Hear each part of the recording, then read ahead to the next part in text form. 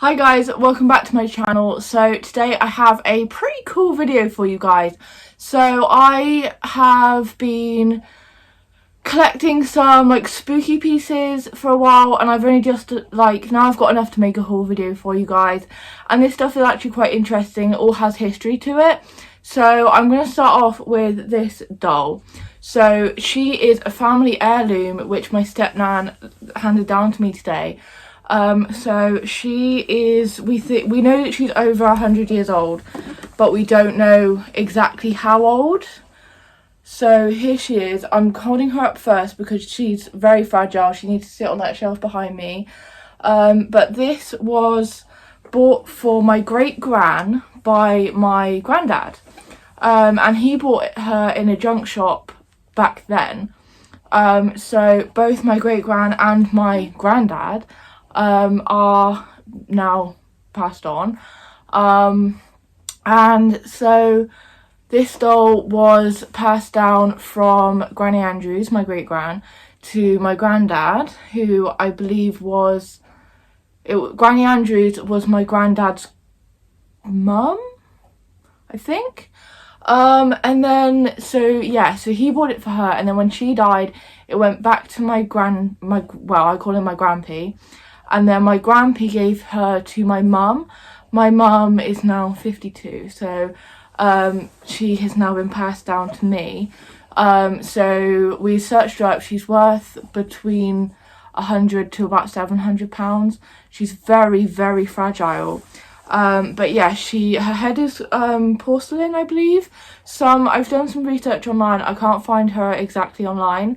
But I will include a clip in here of me showing you her a little bit better, just because I want to be really careful with her because of how old and how valuable she is. But yeah, so she's got all of she's got little knee joints and everything. Yeah, she's quite large. But yeah, so I will put her back up on the shelf.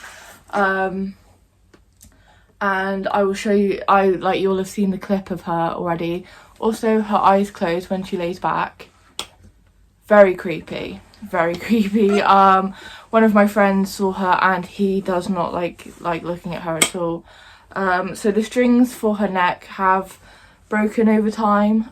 So her head is just connected by the hooks inside. But yeah, I am going to just put her back up on the shelf. So she's back up there. I do have a whole collection of porcelain dolls. Some of them are newer, some of them are older. I have a video up on my channel, so I will try and leave an iCard up here, or I'll leave the link in the description. I will be doing an updated doll haul soon. Quite recently I've been seeing lots of dolls in the charity shops, which is normally where I source them from, but I have been holding back because, as you can see, I haven't got a lot of room in here.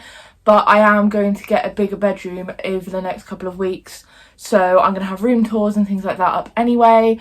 Moving on, so this isn't actually all that spooky. I just saw it and thought it was cool. I got this cute black and white kind of summer gothic dress in Pep & Co. So if you guys follow me on Instagram, you will get to see me wearing that. This was £12 in Pep & Co, by the way. Yeah, just thought I'd really quickly show you guys that one. And then my stepnan also gave me with the doll. I don't have a name for her. I need to find out from my mum whether or not my mum named her when she was young. But I also have some old Polaroids. They're not actually massively old. They're probably only about 15, well, they're probably about 20 years old, these Polaroids. But yeah, my mum took these when she was an adult, when she moved in with my dad, when they were moving, just as insurance, so that if anything happened to the doll, my mum had photos of her. But now later on, these are actually really cool. This one is my favourite. I'm definitely going to try and display this one with her in my new room. And then I live on the grounds of an old mental asylum, and my house that I live in right now is not an original building. The building that was here was knocked down to build this house.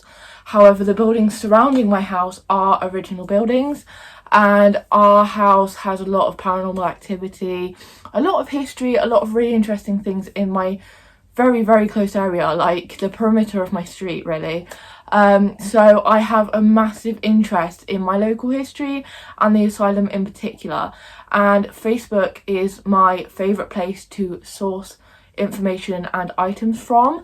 And so I got in touch with someone, and his dad was he used to run the coin office in the hospital when it was running, and this guy, he gave me, because I had an interest in him, rather than selling them to me, he gave me these tokens which the patients would have used to buy things with in the hospital shop, because obviously they wouldn't be able to leave, and so they wouldn't need real money. They had these tokens.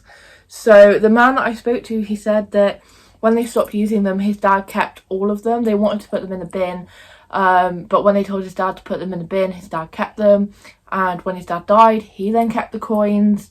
And because I asked out on Facebook for them, he said that normally he'd sell them for about £20 each, but he gave me 2 of them because I have an interest and because I live in the area. And yeah, so these are really cool.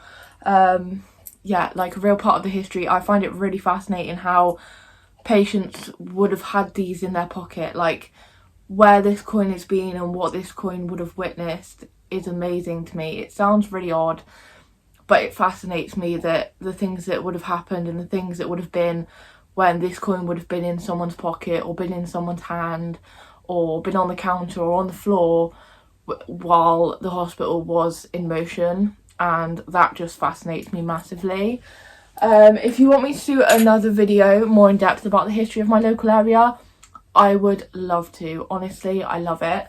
And on the topic of my local history, I was also given this photograph. This is a genuine, like, not a reconstruction, a real print of a photograph taken in the hospital while it was in action. We're guessing this was around the 50s, 1950s. So yeah, I can't really see what I'm showing you guys. But yeah, it's still in a plastic packet because we haven't got a frame to fit it yet. But like I said, when I move rooms, this will be framed and on my wall. Again, it fascinates me that this photograph, all of the people in here are almost definitely dead now. But it just amazes me that I can see them as clearly as if they were alive in a photograph. And that even though there are no real traces of the hospital existing, being left in the area, you know, you walk around here now and it is just a bunch of flats and houses. You wouldn't really know if you weren't local, and it just amazes me how much you can capture in a photograph. And then away from the local history for a second, I went on eBay. I love buying books from eBay because I can get books for like £3 second hand on eBay. So I've got the Everyday Spells for a Teenage Witch by Marie Bruce, and I expected this to be a little bit more helpful in my kind of witchy Wiccan spiritual journey. However, it is a little bit cliche.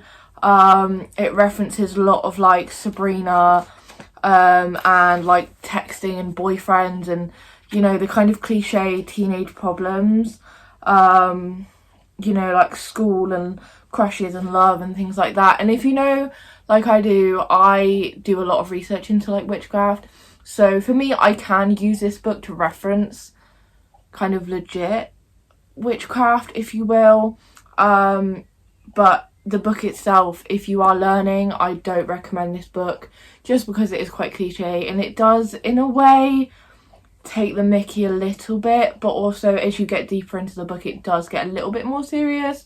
But yeah. And then I got the 2004 Witches Spell a Day Almanac by Llewellyn. I believe Llewellyn is a American publisher, but I got this book because I wanted an almanac to tell me more about like moon phases and kind of daily dates, like the meanings of dates and things like that. And also 2004 was my birthday, so I feel that the content of this book really connects with me and it's quite special to me. So the spine is quite faded, but like I said, it is more of a kind of like sentimental piece for me because it's my birthday, and it's like a spell book for me. And then I've also got some local, like kind of local history, local folklore, local legends. So Kathleen Wiltshire is a fairly famous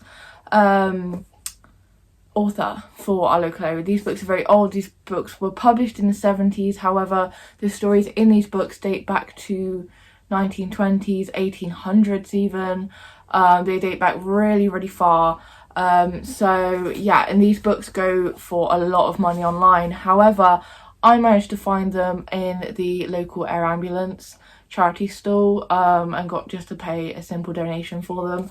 So I'm so excited. These are genuine, original, no reprint, no nothing. These are excellent. I'm honestly, you guys don't understand how much I appreciate the age of things and like the originality of things. So yeah, I've read a little bit of the first one, but they are lists. These seem to be where she's kind of through her life has kind of jotted down different ghost stories, and then they've been published into a book. So but yeah, it's very interesting. This one has actually been signed by Kathleen Wiltshire, which adds even more value to it. So the fact that I got it in a charity shop is incredible. I can't tell you guys how impressed I am that I have this book. So yeah, the original dust covers and everything, it's amazing. Ghosts and Legends of the Wiltshire Countryside. I love it. I love it so much. And then another one by Kathleen Wiltshire, which I hadn't actually seen before. I'd only ever seen the Ghosts and Legends books by Kathleen Wiltshire. I've got the Wiltshire Folklore, which I've had a quick flick through it. I'm so excited to pick this book up, guys. This one has stuff all about local. I didn't realise my local area of Wiltshire had any history to do with witchcraft or anything like that. But this one's got witches, a wise woman's herbal folk cures. Hold on. Folk cures, spells, charms and beauty aids. And then it's got farmer's law, all about weather predictions, the seasons, like the land and things like that. And it's got stupid superstitions over baptisms, bridal laws, death and burials, different dates such as Christmas, different birth dates, lots of different things like that. Lots of like garden things, towns and villages, all the different folklore. I didn't even realise there was really any kind of folklore history around here. I've read countless books and countless articles and spoken to so many people about the local area, and I've never heard of any history to do with witches or a lot of superstition. So I am so excited about this, especially as I do associate myself with witchcraft and I do believe in ghosts and the afterlife and everything like that, and how kind of significant the world around us is. The elements are, everything is a sign to me and I love it. So the fact that there is a local history of this really excites me. So yeah, and then a bit less of a spooky thing, just something that I want to show you guys because I thought it was really cool, and I want to show it to you before I decorate my new room. It is this. It's in my. It's in the box for my current DSLR camera. However, this is the Minolta X300 camera. So it's a film camera. I don't have any film for it right now. However, I do plan on using it in the future. I don't know how old it is. To be honest, I don't think it's actually that old, but it is a vintage photographer's camera. You know, it's not just one of your disposable film cameras. And it also comes with the strap on it. I don't think that's original though, that looks a lot newer. And the flash attachment. So that's exciting to display on my shelves in my new room. And also I'm hoping to use it to take some photos with once I get a film. So again, I will leave the link to my Instagram down below where you will see these images once I start using it. But yeah, I thought that was just something like kind of old, kind of cool to show you guys. So yeah, that was my video. I really hope you guys enjoyed it. It was a bit of an odd one, I won't lie, but it was just little bits and pieces. Wait, don't leave. I just realised something that I hadn't shown you guys.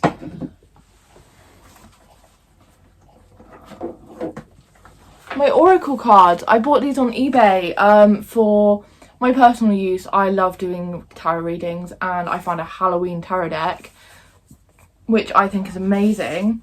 And then I use them in my graphics photo shoot, so I'm currently studying I'm not sure if it's graphic design or graphic communication. I think it's graphic communication for the A level. But yeah, there's so many really nice spooky looking cards. Like, it's got the ghost card in there, and it's got the veil and a jack-o'-lantern card, a skeleton card. Honestly, these are so cool. So yeah, that is my tarot deck. They are by Stacey DeMarco, and they also come with their own guidebook as well. So that's my new tarot card deck as well. So anyway, thank you guys so much for watching. I have some more videos coming up soon. I've got my new roller skates down there, so I really want to do a video showing you guys those. I also have ordered some new Halloween themed clothes from Shine or Sheen or Shein, whatever it's called.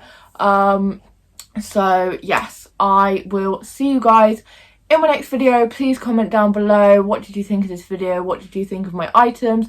Do you have any questions about my doll? Do you have any questions about the books or the cards or my local history that I was talking about with the asylum and things like that? Honestly guys, I would love to hear from you guys. I'd love to talk to you guys. So yes, let me know what videos you'd like to see from me. There'll be room tours and other things up soon. So yes, anyway, I'll stop talking now. Everything you need will be in the description below. I will see you guys in my next video. Bye!